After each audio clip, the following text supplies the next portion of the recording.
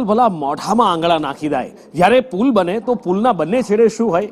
સ્વાભાવિક રીતે તમે કહેશો કે રોડ જ હોય ને બીજું શું હોય, પણ ના, અમદાવાદમાં એક પુલ એવો છે કે જેના એક છેડે તો રોડ છે, પણ જો બીજા છેડે તમે ઉતરો તો સીધું તમારું વાહન દિવાલ સાથે ભટકાય। ના વિશ્વાસ આવતો હોય તો આ બ્રિજ જોઈ લો, દેખાય છે ને સામેના છેડે સીધી કોઈની પ્રાઇવેટ પ્રોપર્ટી આવે છે, દિવાલ આવે છે, ઘુમાશીલજ બ્રિજ છે। મજાની વાત અહીંયા એ છે કે આ બ્રિજ બે ભાગમાં વહેંચાયેલો છે, એટલે બ્રિજ આમ તો બે ભાગમાં જ વહેંચાયેલા હોય કે એક બાજુથી ચડવાનું એક બાજુથી ઉતરવાનું, પણ અડધો બ્રિજ ઔડાની અંદરમાં આવે છે ને અડધો બ્રિજ અમદાવાદ મ્યુનિસિપલ કોર્પોરેશનની અંડરમાં આવે છે। હવે આ તમે જુઓ કે કેટલું જબરજસ્ત આ એન્જિનિયરિંગનો નમૂનો છે, અથવા તો એમ કહો કે આગોતરું પ્લાનિંગ તંત્ર દ્વારા કરવામાં આવ્યું છે કે હજી જમીનો સંપાદિત કરી નથી, રસ્તો નથી બનાવ્યો, પણ શું છે કે લોકોને તકલીફ ના પડે ને એટલા માટે અમે બ્રિજ પહેલા બનાવી દીધો છે।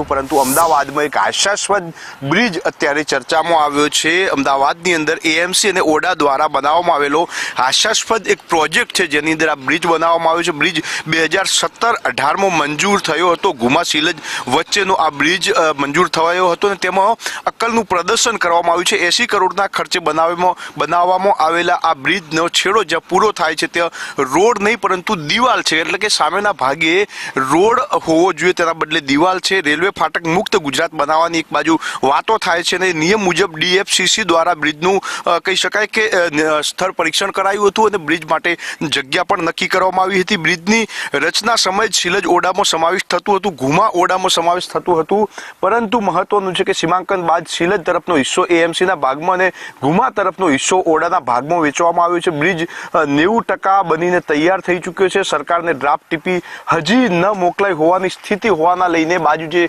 સામેના ભાગે રસ્તો ખોલવો જોઈએ તે રસ્તો ખુલ્યો નથી। કેમેરામેન ઉપેન્દ્ર સાથે જયંતિ ચૌધરી, સંદેશ ન્યૂઝ, અમદાવાદ। એટલે